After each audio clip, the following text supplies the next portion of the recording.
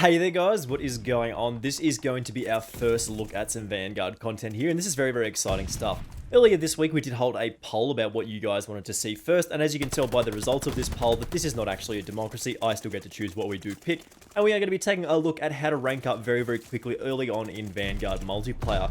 This will basically help you unlock everything as fast as you can, get to rank 55 before probably anybody else. But just before we do get into it here though, make sure you do hit that subscribe button with those notifications turned on. We are going to be covering Vanguard content all year, so if you don't want to miss out on any of that, make sure you hit that subscribe button. Also, while you are there as well, make sure you do hit that like button and show that some love as well, because that does help these videos cut through the YouTube algorithm, and you guys probably know that that is absolutely massive these days. So let's talk about how to rank up fast in Vanguard here. So we've learned these tips over a number of Call of Duty games now, and we picked up some new stuff along the way, having taken a little bit of a look at the current game. Now, most experience will simply be gained by playing the game, which is not actually a super helpful tip, but it is still definitely important to keep in mind.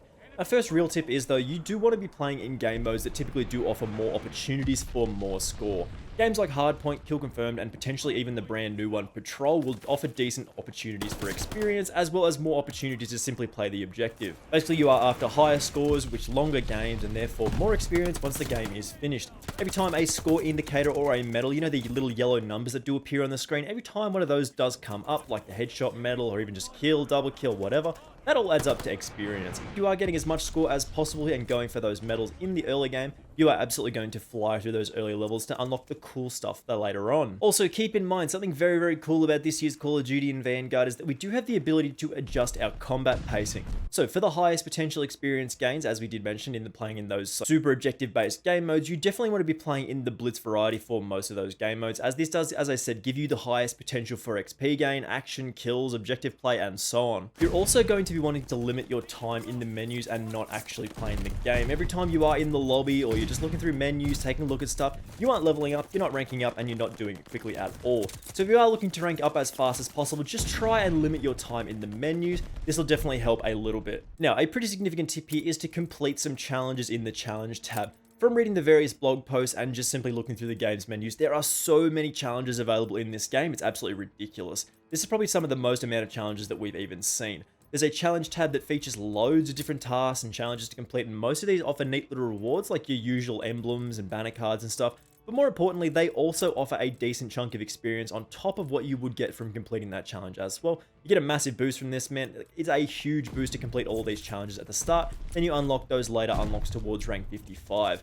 Also, completing an individual tab, so one of the sections in this, does offer a massive chunk of experience here. I've seen it can offer up to like 10k experience, which is actually really powerful. But another cool feature of this game are the operators themselves. Each operator in the game, of which there are currently 12 as of recording this video starting off, have their own challenge lists, and again, completing these challenges, all of the challenges for each operator, they're going to net you a pretty decent amount of experience on top of what you are getting already from doing all of the game mode stuff and all that kind of thing. Again, this is a pretty massive boost here to help move you towards unlocking those later unlocks down the line. Also, because each operator has their own list of challenges, I would recommend changing to different operators once you have completed the relatively easier challenges, just to keep the easy experience flowing. Another little interesting benefit that's kind of speculative at this point, if you are completing challenges instead of hardcore farming, grinding in pub games, going as hard as you can simply for going for kills, is that you're actually not topping the leaderboards and having ridiculously high kill games, then the skill-based matchmaking won't actually kick in as hard, and you will likely continue to get put into slightly easier lobbies compared to if you were just going absolutely insane, going sicko mode, trying to get as many kills as possible. So just keep that in mind.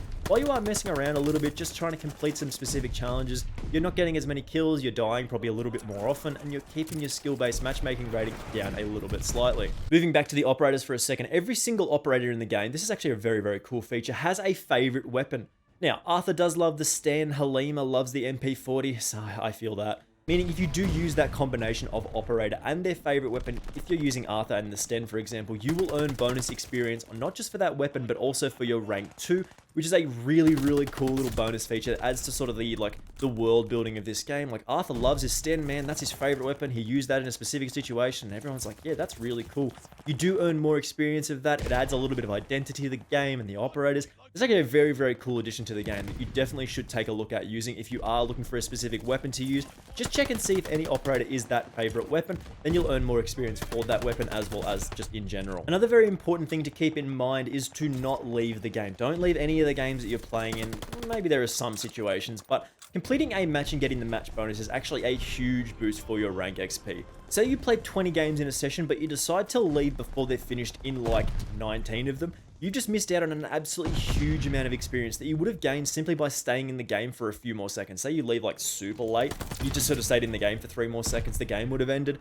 Do not leave experience on the table, boys. Stay in the game, man. Sometimes, however, it will probably be more enjoyable or efficient to leave a game where you join and you're getting absolutely dumpstered or you're getting spawn trapped or whatever. So just consider whether it is going to be worth the experience like you could gain in another game, whether it's worth it to leave or not. The whole leaving games thing will also probably be relevant and apply to some of the weapon unlock challenges later on for DLC weapons and stuff like that, maybe.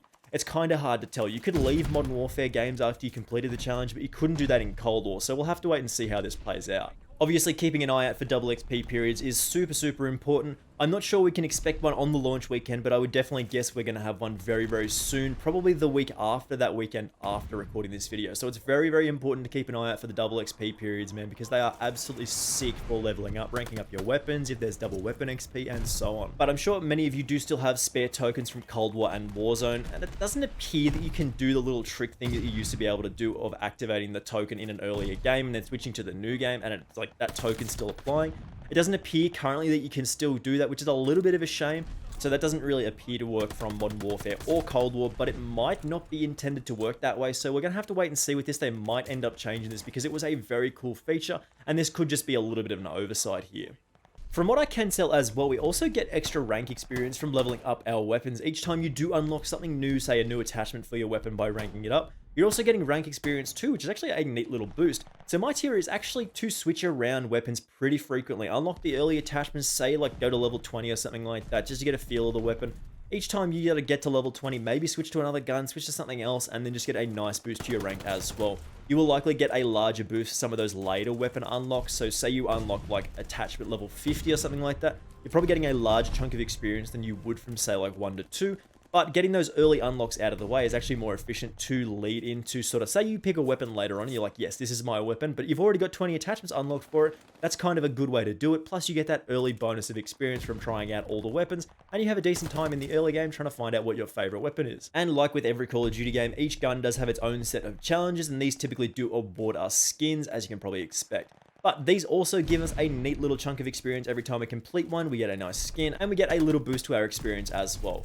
So if you are looking for more experience, you're looking for something to do, you've picked out whichever gun you want, you've got a decent amount of attachments, you think it's pretty good, start grinding those skins, man. Get those camos going. People love doing the road to whatever the sick camos are at the end of this game. So get that started as soon as possible. You get some decent experience unlocking towards the higher ranked stuff at the end of the game. This also gives us another reason to try out different weapons at the start of the game, just for more challenges to complete. Something that is also worth considering is the experience that you gain from calling in streaks. We did mention earlier that every time a score number appears on the screen in the yellow, in the center of your screen, you know what I'm talking about when you get like a double kill or whatever, that thing appearing on the screen, you are gaining experience from that. So calling in something like the attack dogs will actually give you a pretty significant boost to your experience. Every time they do get a kill, I think from the beta I remember it being about 10. I've not got a dog streak yet because I'm absolutely terrible at this game. But as they do run around and start eating people, you're going to get more experience, which is really good here. So to summarize here, you can perform most of these tips that we did mention within the same game. So by combining everything that we've learned here today, whether that be doing your challenges at the same time as you calling in decent kill streaks, whether that be like changing your weapons and operators, constantly trying to get as many challenges done as possible, you will level up very quickly in Vanguard. There is always cool and powerful stuff to unlock towards the later levels in this game, so it's definitely within your best interest if you do want to do well in Vanguard early to rank up very quickly. So hopefully this did help you out, and if it did, make sure you do hit that subscribe button with those notifications turned on because it absolutely massively helps me out. We're going to be covering Vanguard all year, so if you don't want to miss out on any of the updates, any news, or any of the best class ups, anything like that, make sure you do hit that subscribe button. Also, while you are looking at that subscribe button, wondering whether you should hit it or not, which you should, make sure you do hit that like button as well, because that does help these videos cut through the YouTube algorithm, and that is absolutely massive these days. So thank you very much for watching, and hopefully I will see you in the next video. Bye!